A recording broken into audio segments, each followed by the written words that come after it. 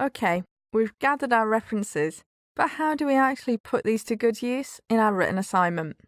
With our Zotero library left open in the background, let's now head over to an essay that I'm working on in Microsoft Word.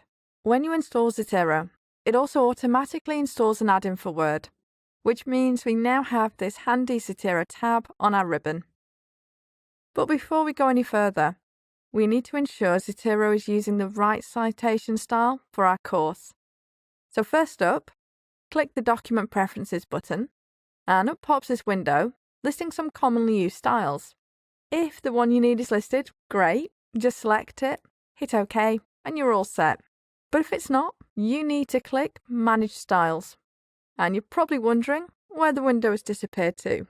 For some reason, it opens these preferences up behind Word. But you can either minimize Word for a moment, or click on the Zotero icon on your taskbar to reveal it. In this window, you can choose to remove those styles you won't be using, but more importantly, you can click just here to get additional styles.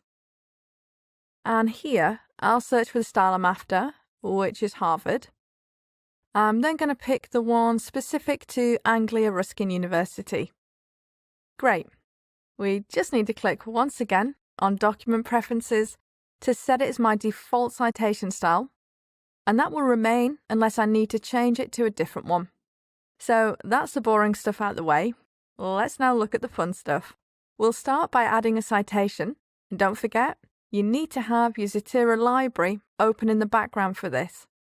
So let's place the cursor where we want our citation to go. So I'll put it just after this quotation, but before the full stop. Then click the Add Edit Citation button, which brings up this search bar.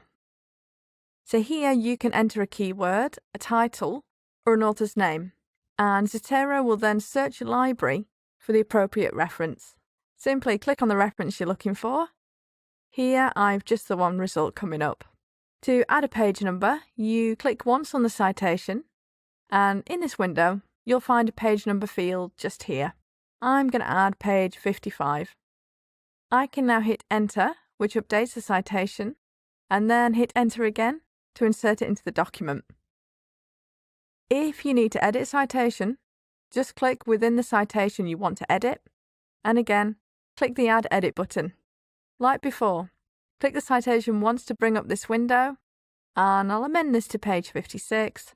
Let's hit Enter, and Enter again to update that citation. Great. Once you've inserted your first citation, you can also start building your bibliography. So place a cursor at the end of your document, and this time, click the Add Edit Bibliography icon. And we actually only need to do this once for this document. So going forward, each time you insert a citation, it will automatically be added to your reference list in the correct order. So let's add another citation.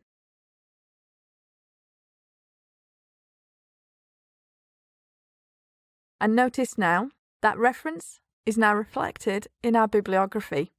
Now, if you spot a reference which doesn't look quite right, and here I've noticed this particular reference is missing its publisher details, just jump over to your Zotero library and make the changes you need.